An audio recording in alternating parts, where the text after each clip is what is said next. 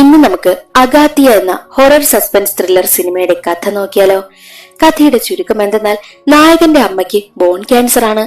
ആ ക്യാൻസറിനെ തടയുന്നതിന് വേണ്ടിയിട്ട് ഒരു മരുന്നുണ്ടെന്ന് നായകൻ തിരിച്ചറിയുന്നു. അതും 80 വർഷങ്ങൾക്ക് മുൻപ് ഒരാൾ കണ്ടുപിടിച്ച മരുന്ന്.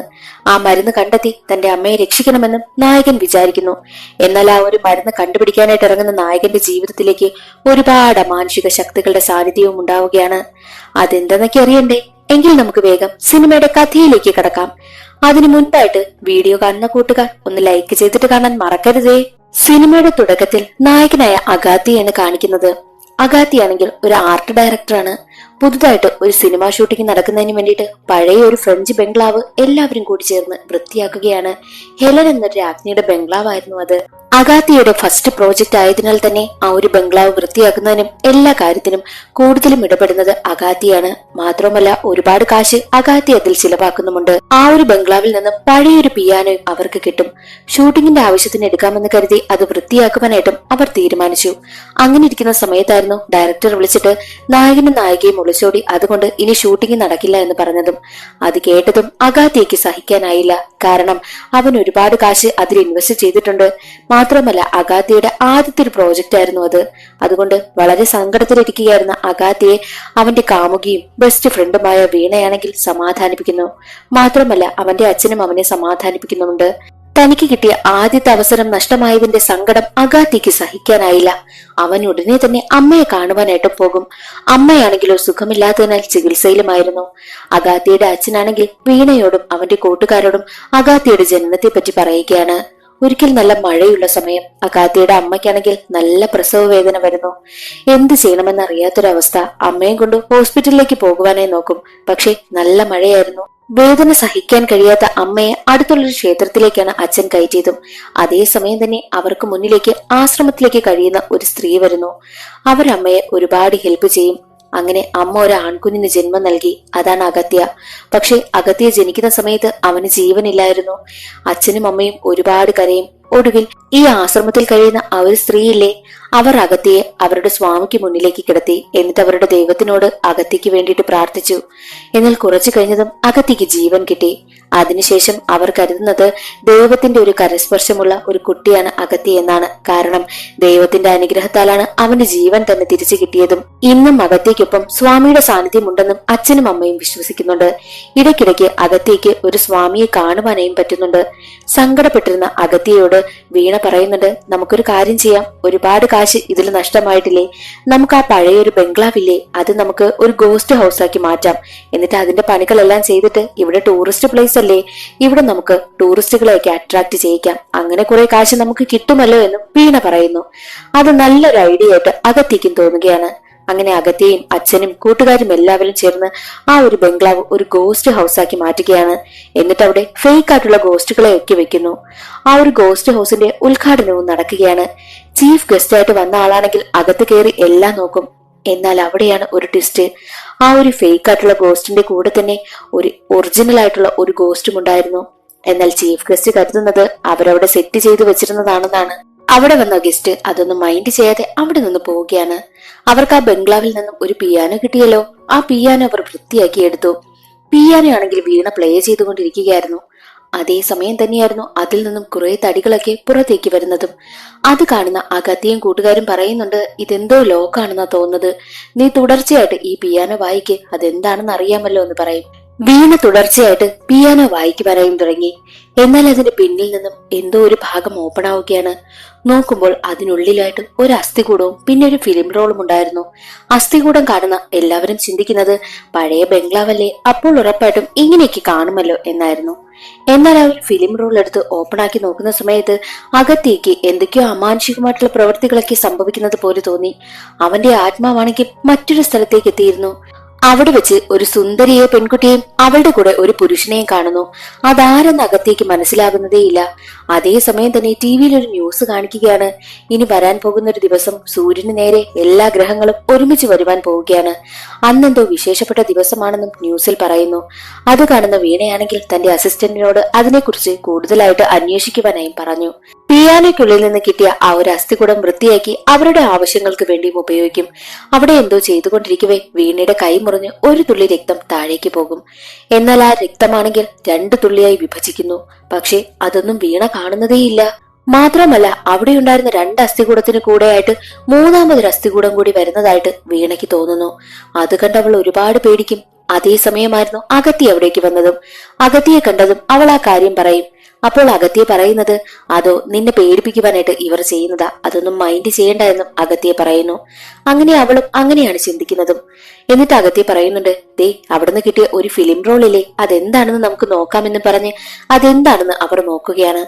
അപ്പോൾ അതിനുള്ളിൽ കാണിക്കുന്നത് സിദ്ധാർത്ഥൻ എന്നൊരാൾ സംസാരിക്കുന്നതാണ്. സിദ്ധാർത്ഥന്റെ ലൈഫ് സ്റ്റോറിയാണ് അതിലയാൾ റെക്കോർഡ് ചെയ്തു വെച്ചിരുന്നതും. സിദ്ധാർത്ഥനാണെങ്കിലോ ഒരു ഡോക്ടറായിരുന്നു. 1940 കാലഘട്ടങ്ങളിൽ പോണ്ടിച്ചേരി ഭരിച്ചിരുന്നത് ബ്രിട്ടീഷുകാരായിരുന്നു. എഡ്വിൻ എന്നൊരു ഉദ്യോഗസ്ഥനായിരുന്നു അന്ന് പോണ്ടിച്ചേരി ഭരിച്ചിരുന്നതും. എഡ്വിൻ ആണെങ്കിൽ ഇന്ത്യക്കാരെ ഒട്ടും ഇഷ്ടമേ അല്ല. എഡ്വിൻ ഒരു റേസിസ്റ്റ് ആയിരുന്നു. എഡ്വിന് ഒരു സഹോദരിയുണ്ട്, ജാക്കുലിൻ. ഈ ജാക്കുലിന് എഴുന്നേറ്റ് നടക്കാനോ കൈയൊന്നും ചലിപ്പിക്കുവാനോ കഴിയത്തില്ല. കഴുത്തിന് താഴേക്ക് തളർന്ന അവസ്ഥയാണ്. ജാക്കുലിന്റെ പിറന്നാൾ ദിവസമാണ് സിദ്ധാർത്ഥൻ അവരുടെ ബംഗ്ലാവിലേക്ക് എത്തിയതും. എന്തിനെന്നാൽ ജാക്കുലിനെ ചികിത്സിക്കുന്നതിനായിട്ട്. എന്നാൽ സിദ്ധാർത്ഥൻ ഒരു ഇന്ത്യക്കാരനായതുകൊണ്ട് എഡ്വിന് ഒട്ടും ഇഷ്ടമേ അല്ല, ഒട്ടും മൈൻഡ് ചെയ്യത്തുമില്ല. എന്നാൽ സിദ്ധാർത്ഥൻ പറയുന്നത്, എനിക്കുറപ്പായിട്ടും നിങ്ങളുടെ സഹോദരിയെ എഴുന്നേറ്റ് നടപ്പിക്കാനായി കഴിയും. പക്ഷെ അതിന് മറുപടിയായി എഡ്വിൻ പറയുന്നത്, ഒരുപാട് പേര് അതിന് ട്രൈ ചെയ്തതാ, ഇതുവരെ നടന്നില്ല. എന്നാൽ സിദ്ധാർത്ഥൻ പറയുന്നത്, എന്റെ സിദ്ധവൈദ്യം ഉപയോഗിച്ച് എനിക്ക് ജാക്കുലിനെ എഴുന്നേറ്റ് നടപ്പിക്കാനായി കഴിയുമെന്നും സിദ്ധാർത്ഥൻ പറയുന്നു. എങ്കിലൊന്ന് കാണട്ടെ എന്ന് വെല്ലുവിളി പോലെയാണ് എഡ്വിനും പറയുന്നതും. ആ ഒരു വെല്ലുവിളി സിദ്ധാർത്ഥൻ സ്വീകരിക്കുകയാണ്. അന്ന് പിറന്നാൾ ദിവസം കട്ട് ചെയ്ത കേക്ക് പോലും സ്വയമേ എടുത്ത് കഴിക്കാനായിട്ട് ജാക്കുലിന് കഴിയുന്നില്ല. മറ്റൊരാളാണ് അവൾക്ക് കേക്ക് കൊടുക്കുന്നതും. അത് കാണുന്ന സിദ്ധാർത്ഥനാണെങ്കിലോ, അയ്യേ നിനക്ക് സ്വയമേ എടുത്ത് കഴിക്കുവാൻ പോലും പറ്റുന്നില്ലല്ലോ എന്നൊക്കെ പറഞ്ഞ് ജാക്കുലിനെ കളിയാക്കും. നിനക്ക് 2 കൈയുണ്ടല്ലോ, അതുകൊണ്ട് എടുത്തു വെച്ച് കഴിക്കുവാനായിട്ടും സിദ്ധാർത്ഥൻ പറയുമ്പോൾ ജാക്കുലിന് വല്ലാതെ ദേഷ്യം വന്നു.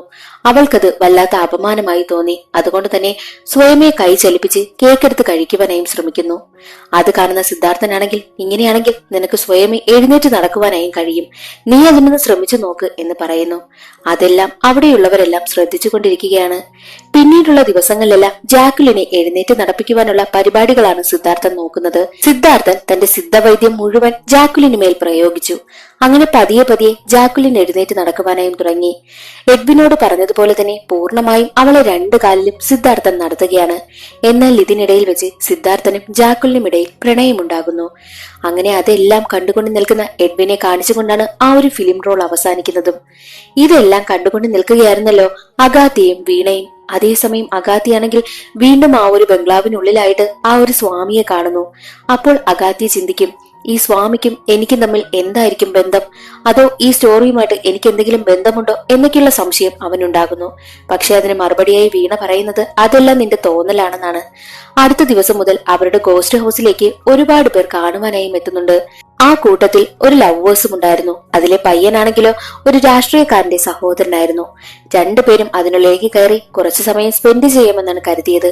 അവിടെ ഉണ്ടായിരുന്ന ഒരു പിരമിഡിനുള്ളിലേക്ക് 2 പേരും കയറും. എന്നാൽ കുറെ നേരം കഴിഞ്ഞതും അതിലെ ആ പെൺകുട്ടിയാണെങ്കിൽ വിളിച്ചുകൊണ്ടിറങ്ങി ഓടി വരികയാണ്. നോക്കുമ്പോൾ അവളുടെ കാമുകനെ കാണുന്നില്ല. ആ പയ്യനെ എങ്ങോട്ട് പോയെന്ന് ആർക്കും അറിയില്ല. CC ക്യാമറയൊക്കെ ചെക്ക് ചെയ്യുമ്പോഴും അതിലൊന്നും കാണുവാനായിട്ടും പറ്റുന്നില്ല. പൊളിറ്റീഷ്യന്റെ സഹോദരനല്ലേ, അതുകൊണ്ട് അത് വലിയ വിഷയമായി.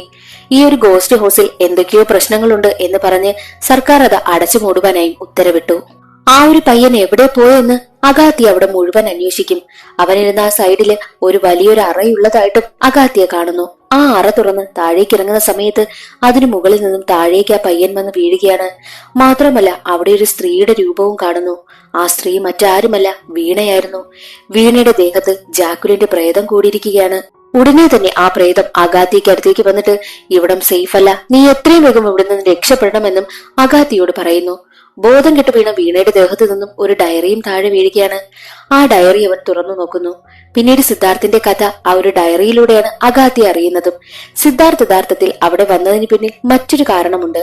ആ കാരണം എന്തെന്ന് അവൻ ജാക്കുലിനോട് പറഞ്ഞിരുന്നു. സിദ്ധാർത്ഥന്റെ അച്ഛനും അമ്മയും സിദ്ധവൈദ്യത്തിൽ പ്രാവീണ്യമുള്ളവരായിരുന്നു.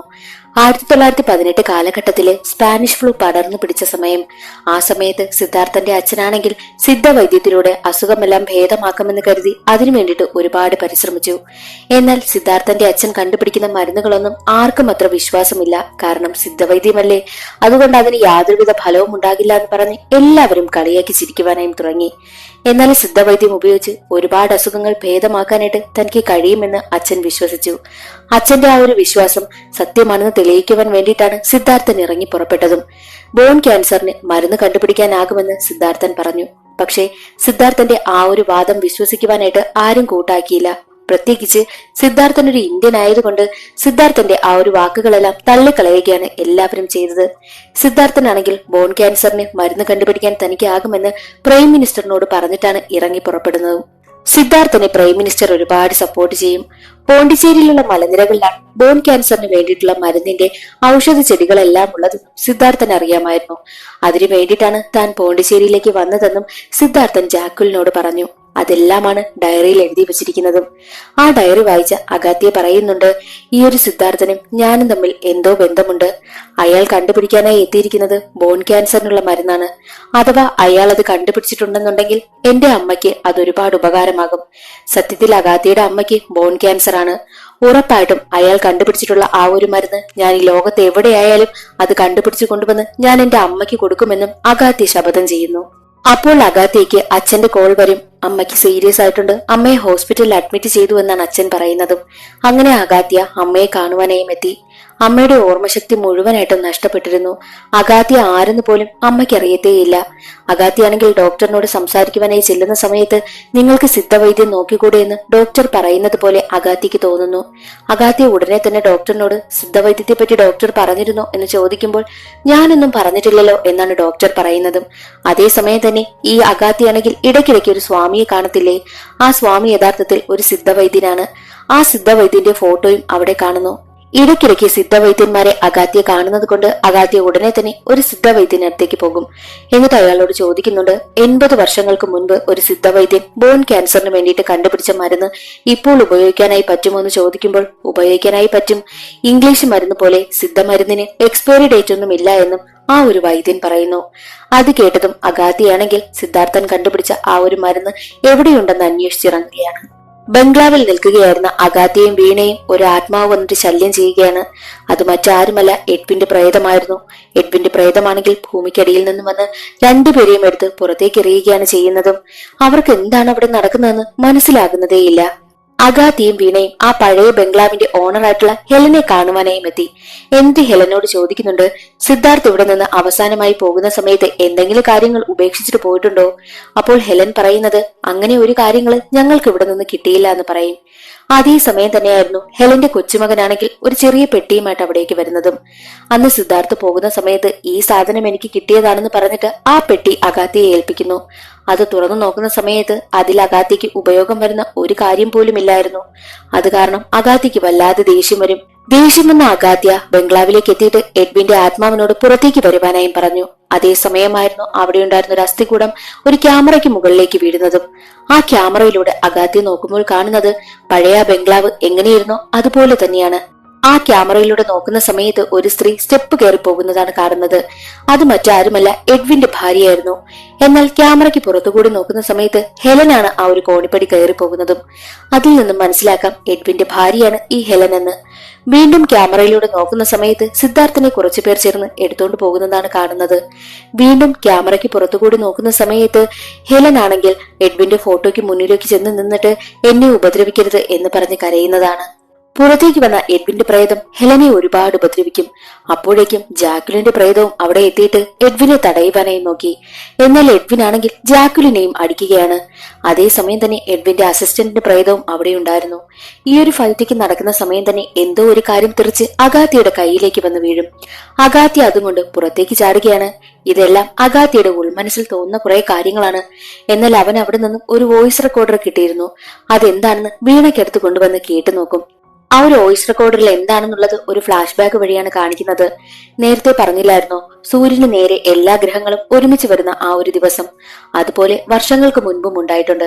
ഗ്രഹങ്ങളെല്ലാം ഒരുമിച്ച് വരുന്ന ദിവസത്തിലാണ് ബോൺ ക്യാൻസറിന് വേണ്ടിയിട്ടുള്ള മരുന്നിന്റെ ഔഷധ ചെടികളെല്ലാം കണ്ടുപിടിക്കുവാനായി ഇറങ്ങേണ്ടതും. അങ്ങനെ സിദ്ധാർത്ഥനാണെങ്കിൽ ഔഷധ കൂട്ടുകളെല്ലാം കണ്ടെത്തുകയാണ്. സിദ്ധാർത്ഥനൊപ്പം എന്തിനും കൂട്ടായിട്ട് ജാക്കുലിനും ഉണ്ടായിരുന്നു. എന്നാൽ അവർ ആ ഒരു മരുന്നുകളെല്ലാം അവിടെ വെച്ചിരിക്കുന്ന റൂമിലേക്ക് എഡ്വിൻ കടന്നു വരികയാണ്. എഡ്വിൻ ഉടനെ തന്നെ സിദ്ധാർത്ഥനോട് ചോദിക്കുന്നുണ്ട്, ഈ കുപ്പകളൊക്കെ വെച്ചിട്ട് നീ എന്ത് ചെയ്യാനാ, എന്ത് മരുന്നാ കണ്ടുപിടിക്കുന്നത് എന്നൊക്കെ ചോദിക്കും. അത് കേട്ട് സിദ്ധാർത്ഥന് വല്ലാതെ ദേഷ്യം വരും. സിദ്ധാർത്ഥൻ പറയുന്നുണ്ട്, ഇത് കുപ്പയൊന്നുമല്ല, ഇത് ഔഷധ കൂട്ടുകളാണ്. സിദ്ധാർത്ഥൻ ദേഷ്യപ്പെട്ട് സംസാരിച്ചതൊന്നും എഡ്വിൻ അത്ര ഇഷ്ടമായതേയില്ല. അടുത്ത ദിവസം എഡ്വിൻ ആണെങ്കിൽ തന്റെ ജോലിക്കാരെ കൊണ്ട് ജോലി എടുപ്പിച്ചുകൊണ്ട് നിൽക്കവേ ഒരാൾ എഡ്വിന് നേരെ തോക്കും ചൂണ്ടി നിൽക്കുകയാണ്. എഡ്വിനെ കൊല്ലുവാനായിട്ട് വരികയാണ്. അത് മനസ്സിലാക്കി എഡ്വിൻ ആണെങ്കിൽ തന്റെ കൈവശമുണ്ടായിരുന്ന തോക്കെടുത്ത് അവിടെ ഉണ്ടായിരുന്ന ആനയുടെ അടുത്തായിട്ട് വെടിവെക്കുന്നു. ആ ഒരു വെടിവെച്ച് കേട്ട് ആന വിരളും. അത് കണ്ട് പേടിച്ച് എഡ്വിനെ കൊല്ലുവാനായിട്ട് വന്ന ആളും രക്ഷപ്പെട്ട് ഓടിപ്പോകുന്നു. പക്ഷേ വിരണ്ടുപോയ ആന നേരെ വന്നത് എഡ്വിനെ കൊല്ലുവാനായിട്ടാണ്. എഡ്വിൻ എന്ത് ചെയ്യണമെന്നറിയാതെ പകച്ചു നിൽക്കും. അപ്പോൾ എഡ്വിന് മുന്നിലേക്ക് സിദ്ധാർത്ഥൻ ചാടി വീഴും. സിദ്ധാർത്ഥനാണെങ്കിൽ ആനയെ മുട്ടുകുത്തിക്കുന്നു. അത് കണ്ട് എല്ലാവരും ഞെട്ടിപ്പോകും. വിരണ്ടു വന്ന ആനയെ നീ എങ്ങനെയാ മുട്ടുകുത്തിച്ചതെന്ന് എഡ്വിൻ ചോദിക്കുമ്പോൾ തന്റെ കൈവശമുണ്ടായിരുന്ന ഒരു വേരെടുത്ത് സിദ്ധാർത്ഥൻ എഡ്വിനെ കാണിക്കുന്നു. ഇത് സിദ്ധവൈദ്യത്തിലുള്ള ഒരു അമാനുഷിക ശക്തിയുള്ള വേരാണ്. ഈ വേരിന് മുന്നിൽ മാത്രമേ വിരണ്ടു വരുന്ന ആന പോലും മുട്ടുകുത്തത്തുള്ളൂ എന്നുള്ള കാര്യം സിദ്ധാർത്ഥൻ പറയുന്നു. സിദ്ധവൈദ്യം എത്രത്തോളം പവർഫുൾ ആണെന്ന് സിദ്ധാർത്ഥൻ എല്ലാവർക്കും മുന്നിൽ തെളിയിച്ചു കാണിക്കുകയാണ്. ആ ഒരു സംഭവത്തോടു കൂടി എഡ്വിനും സിദ്ധാർത്ഥനും നല്ല കൂട്ടാവുകയാണ്.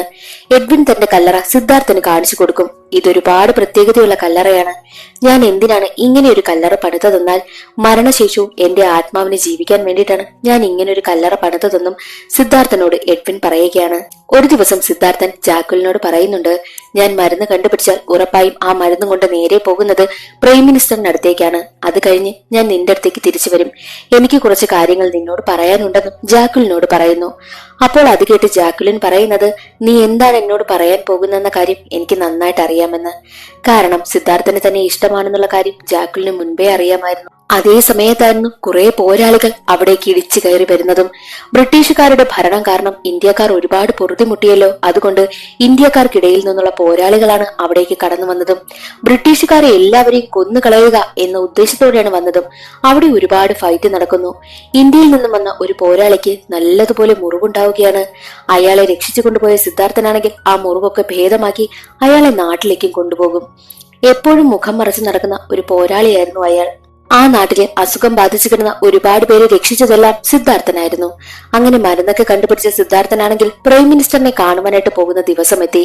സിദ്ധാർത്ഥന് വേണ്ടിയിട്ടുള്ള എല്ലാ സഹായവും ചെയ്തു കൊടുത്തത് എഡ്വിനായിരുന്നു. സിദ്ധാർത്ഥന് ഇട്ടുകൊണ്ട് പോകാനുള്ള ഡ്രസ്സ് എല്ലാം എഡ്വിൻ റെഡിയാക്കി കൊടുക്കുന്നു. സിദ്ധാർത്ഥന് കൊണ്ടുപോകേണ്ട മരുന്നും പിന്നെ സിദ്ധാർത്ഥന്റെ ഡയറി എല്ലാം 2 പെട്ടികളിലാക്കി റെഡിയാക്കി. എന്നിട്ട് സിദ്ധാർത്ഥനാണെങ്കിൽ കുറച്ച് വോയിസ് റെക്കോർഡ് ചെയ്ത് ജാക്കുലിനടുത്തേക്ക് എത്തി. ഞാൻ പോയി കഴിഞ്ഞാലും നീ ഇത് കേൾക്കണമെന്ന് പറഞ്ഞിട്ട് ജാക്കുലിനെ അവിടെ എത്തിയിട്ട് അവളുടെ കണ്ണും കെട്ടുകയാണ്. എന്നിട്ട് ആ ഒരു വോയിസ് റെക്കോർഡ് പ്ലേയും ചെയ്യുന്നു. അതേ സമയത്തായിരുന്നു അന്ന് സിദ്ധാർത്ഥൻ രക്ഷിച്ച ഒരു ഇന്ത്യക്കാരനില്ലേ, അയാളും അയാളുടെ കൂട്ടാളികളും ബ്രിട്ടീഷുകാരെ കൊന്നൊടുക്കുന്നതിനായിട്ട് അവിടേക്ക് വരുന്നതും. ഇതൊന്നും അറിയാതെ ആ ഒരു വോയിസ് റെക്കോർഡിലുള്ള കാര്യമെല്ലാം കേട്ടുകൊണ്ടിരിക്കുകയാണ് ജാക്കുലിൻ.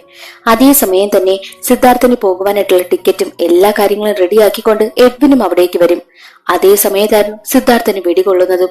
വെടിവെച്ച് കേട്ട് എന്തെന്നറിയുവാനായിട്ട് ജാക്കുലിൻ വന്നു നോക്കുമ്പോൾ കാണുന്നത് എഡ്വിന്റെ കയ്യിൽ കിടക്കുന്ന സിദ്ധാർത്ഥനെയാണ്. എത്രയും വേഗം ആരെങ്കിലും കൂട്ടിക്കൊണ്ടു വരുവാനായിട്ടും എഡ്വിൻ ആണെങ്കിൽ ജാക്കുലിനോട് പറയും. കഥയെല്ലാം വായിച്ചുകൊണ്ടിരുന്ന വീണ അഗാത്തിയോട് ചോദിക്കുന്നുണ്ട്, ഉറപ്പായിട്ടും സിദ്ധാർത്ഥനെ വെടിവെച്ച് കൊന്നത് ആ ഒരു വിപ്ലവകാരി തന്നെയായിരിക്കാം. എന്നാൽ അതെല്ലാം കേട്ടുകൊണ്ട് ഹെലനും അവിടേക്ക് വരും. ഹെലൻ പറയുന്നത് വെടിവെച്ച് കൊന്നത് വിപ്ലവകാരിയല്ല, എഡ്വിൻ ആണെന്ന്. വീണ്ടും കഥ ഫ്ലാഷ് ബാക്കിലേക്ക് പോകുന്നു. യഥാർത്ഥത്തിൽ സിദ്ധാർത്ഥനെ വെടിവെച്ച് കൊന്നത് എഡ്വിൻ തന്നെയാണ്. എഡ്വിന്റെ മനസ്സിൽ ഒരു പ്രശ്നമുണ്ട്. എന്തെന്നാൽ ഒരു ഇന്ത്യക്കാരൻ സ്വന്തമായിട്ട് മരുന്ന് കണ്ടുപിടിച്ചിട്ട് തങ്ങളുടെ പ്രൈം മിനിസ്റ്ററിന്റെ കയ്യിൽ നിന്നും അവാർഡ് വാങ്ങി എടുക്കുന്നത് എഡ്വിന് സഹിക്കത്തില്ല. അതുകൊണ്ടാണ് സിദ്ധാർത്ഥനെ കൊന്നുകളഞ്ഞതും. എന്നിട്ട് ആ മരുന്ന് കണ്ടുപിടിച്ചത് താനാണെന്ന് പറഞ്ഞ് പ്രൈം മിനിസ്റ്ററിന്റെ കയ്യിൽ നിന്നും അവാർഡ് വാങ്ങി എടുക്കുക. അതാണ് എഡ്വിന്റെ ഉദ്ദേശവും. പുറത്തുള്ള ജനങ്ങളെ വിശ്വസിപ്പിക്കുന്നതിന് വേണ്ടിയിട്ട് എഡ്വിൻ പറഞ്ഞത് സിദ്ധാർത്ഥൻ വിചാരിച്ചതുപോലെ മരുന്ന് കണ്ടെത്താനാകാത്തത് കൊണ്ട് സ്വയമായിട്ട് ആത്മഹത്യ ചെയ്തു എന്നാണ്. എന്നാൽ നാട്ടുകാരൊന്നും അത് വിശ്വസിക്കുവാനായിട്ട് കൂട്ടാക്കിയില്ല. എല്ലാവരും സിദ്ധാർത്ഥന് വേണ്ടിയിട്ട് പ്രശ്നങ്ങളൊക്കെ ഉണ്ടാക്കുവാനായും തുടങ്ങി. പ്രശ്നമുണ്ടാക്കുന്നതിന് മുന്നിൽ നിന്നവരെ എല്ലാവരെയും എഡ്വിൻ കൊന്നുകളഞ്ഞു. സിദ്ധാർത്ഥനെ എഡ്വിൻ ആരും അറിയാതെ അടക്കവും ചെയ്തിരുന്നു. എല്ലാം കഴിഞ്ഞ് എഡ്വിൻ തിരിച്ച് ബംഗ്ലാവിലേക്ക് എത്തിയ സമയത്താണ് അസിസ്റ്റന്റ് പറയുന്നത് ആ ഒരു മരുന്ന് കൊണ്ട് ജാക്കുലിൻ നാട് വിട്ടുവെന്ന്. എന്നാൽ എഡ്വിൻ പറയുന്നുണ്ട് അവൾ എങ്ങും പോയിട്ടില്ല, നാടുവിടാനായിട്ട് നോക്കിയ അവളെ ഞാൻ മുമ്പേ കൊന്നിരുന്നുവെന്ന്. സത്യത്തിൽ ആ മരുന്നുമായിട്ട് ജാക്കുലിൻ രക്ഷപ്പെടുവാനായി നോക്കിയപ്പോൾ എഡ്വിൻ അവളെ പിടികൂടി. ജാക്കുലിൻ ആണെങ്കിൽ ആ ഒരു മരുന്ന് എവിടെയോ ഒളിപ്പിച്ചിരുന്നു. ജാക്കുലിനെ കൊല്ലുന്നതിന് മുൻപ് മരുന്ന് എവിടെയെന്ന് എഡ്വിൻ ചോദിച്ച സമയത്ത് കല്ലറയാണ് ജാക്കുലിൻ ചൂണ്ടിക്കാണിച്ചത്. എന്നിട്ട് ജാക്കുലിനെ കൊന്നു കളഞ്ഞിട്ട് സിദ്ധാർത്ഥന്റെ സാധനങ്ങളും ജാക്കുലിന്റെ ഡെഡ് ബോഡിയും എല്ലാം കൂടി പിയാനോയ്ക്കുള്ളിൽ ഉപേക്ഷിക്കുകയാണ് ചെയ്തത്. ഈ എഡ്വിൻ ഇന്ത്യയിൽ നിന്നുള്ള ആ ഒരു വിപ്ലവകാരിയില്ലേ, അയാളെ കൊന്നിരുന്നു. വിവരമറിഞ്ഞ ജനങ്ങൾ എല്ലാവരും ചേർന്ന് എഡ്വിനെ ആക്രമിക്കുവാനായും തീരുമാനിക്കും. അതേ സമയത്തായിരുന്നു എഡ്വിൻ ആ മരുന്ന് കണ്ടുപിടിച്ചിട്ട് അതും കൊണ്ട് പ്രൈം മിനിസ്റ്ററിന്റെ അടുത്തേക്ക് പോകുവാനായി ഇറങ്ങുന്നതും. എന്നാൽ ജനങ്ങൾ എല്ലാവരും എഡ്വിനെ ആക്രമിക്കുവാനായും എത്തി. വേറെ വഴിയില്ലാതെ എഡ്വിൻ നേരെ ബംഗ്ലാവിലേക്ക് വന്നിട്ട് തന്റെ അസിസ്റ്റന്റിനോട് പറയുന്നുണ്ട്, ഞാൻ ആ കല്ലറയ്ക്കുള്ളിൽ ഒളിച്ചിരിക്കാം, എല്ലാവരും വന്നിട്ട് പോയതിനു ശേഷം എന്നെ തുറന്നു വിട്ടാൽ മതിയെന്ന് പറഞ്ഞ് ആ ഒരു മരുന്നുമായിട്ട് എഡ്വിൻ കല്ലറയ്ക്കുള്ളിൽ ഇറങ്ങിയിരുന്നു. അസിസ്റ്റന്റ് ആണെങ്കിൽ അതിനുള്ളിൽ വെച്ച് എഡ്വിനെ ലോക്ക് ചെയ്തിട്ട് അസിസ്റ്റന്റും പോയി ഒളിച്ചിരിക്കും. എന്നാൽ വിപ്ലവകാരികൾ എല്ലാവരും അസിസ്റ്റന്റിനെയും കണ്ടുപിടിച്ച് കൊന്നുകളഞ്ഞു. അസിസ്റ്റന്റ് മരണപ്പെട്ടതോടുകൂടി എഡ്വിനെ പുറത്തിറക്കാനായിട്ട് ആരുമില്ലാതെയായി. കല്ലറയ്ക്കുള്ളിലിരുന്ന് ശ്വാസം മുട്ടി എഡ്വിൻ മരണപ്പെട്ടു. വിപ്ലവകാരുടെ കയ്യിൽ നിന്നും എങ്ങനെയാണ് ഹെലൻ മാത്രം രക്ഷപ്പെട്ടത്? ഹെലനിൽ നിന്നും സത്യമെല്ലാം മനസ്സിലാക്കി അഗാത്തിയും കൂട്ടരും നേരെ പോകുന്നത് ബംഗ്ലാവിലുള്ള കല്ലറ പൊളിക്കുന്നതിന് വേണ്ടിയിട്ടാണ്. പക്ഷേ അഗാത്തിയും കൂട്ടരെയും അതിനുള്ളിലേക്കൊന്ന് കടക്കുവാൻ പോലും എഡ്വിന്റെ ആത്മാവ് സമ്മതിക്കുന്നുണ്ടായിരുന്നില്ല. അതേസമയം അഗാത്തിക്കടുത്തേക്ക് എന്നും കാണാറുള്ള ആ ഒരു സിദ്ധൻ വരികയാണ്. എന്നിട്ട് അഗാത്തിയോട് പറയുന്നുണ്ട്, നീ ഈ ബോൺ ക്യാൻസറിനുള്ള മരുന്നെടുക്കാൻ പോകുന്നത് ആ ഒരു 8 ഗ്രഹങ്ങളും ഒരുമിച്ച് വരുന്ന സമയം മാത്രമേ കയറാവൂ. ആ സമയത്ത് ആത്മാക്കളുടെ ശക്തിയും ക്ഷയിക്കുമെന്നും സിദ്ധൻ പറയുന്നു. അതനുസരിച്ച് ആ ഒരു സമയം വരുന്നതുവരെ അഗാത്തിയും കൂട്ടരും കാത്തിരുന്നു. അങ്ങനെ ആ ഒരു സമയം എത്തി. ഉടനെ തന്നെ അവർ ബംഗ്ലാവിനുള്ളിലേക്ക് കയറും. അപ്പോൾ ഒരു ആത്മാക്കളും അവരെ ശല്യം ചെയ്യുവാനായി എത്തിയിരുന്നില്ല. ആ കല്ലറ പൊളിക്കുവാനായി നോക്കി, പക്ഷേ എത്ര ശ്രമിച്ചിട്ടും നടക്കുന്നതേയില്ല. കല്ലറയ്ക്ക് എന്തോ പ്രത്യേക ലോക്ക് സിസ്റ്റം ഉണ്ടെന്നും അവർക്ക് മനസ്സിലായി. അപ്പോൾ അടുത്തായിട്ട് ഒരു ചങ്ങല വലിക്കുന്ന സാധനം കാണുന്നു. അഗാത്തിയാണെങ്കിൽ അത് വലിക്കുന്ന സമയത്ത് പതിയെ പതിയെ കല്ലറ തുറന്നു വരും. കല്ലറയ്ക്കുള്ളിലായിട്ട് സിദ്ധാർത്ഥൻ കണ്ടുപിടിച്ച മരുന്നും മരുന്നിന്റെ കാര്യങ്ങൾ അടങ്ങിയ ഡയറിയും താളിയോലകളും എല്ലാം ഉണ്ടായിരുന്നു. അതെല്ലാം അഗാത്തിയെ പുറത്തേക്കെടുക്കും. എന്നിട്ട് എഡ്വിന്റെ അസ്ഥികൂടമെല്ലാം കത്തിച്ചു കളയുകയും ചെയ്യുന്നു.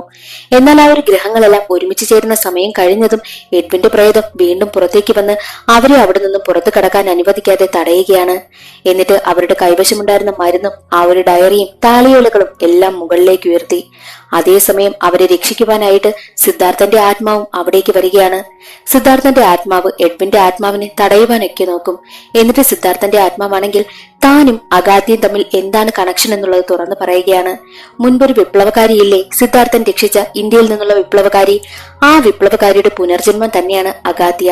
ആ സമയത്തായിരുന്നു എഡ്വിൻ കൊന്നു കുഴിച്ചുമൂടിയ വിപ്ലവകാരിയുടെ ആത്മാവും അവിടേക്ക് വരുന്നതും. ആ ആത്മാവ് അഗാത്തിയുടെ ശരീരത്തിലേക്ക് പ്രവേശിക്കും.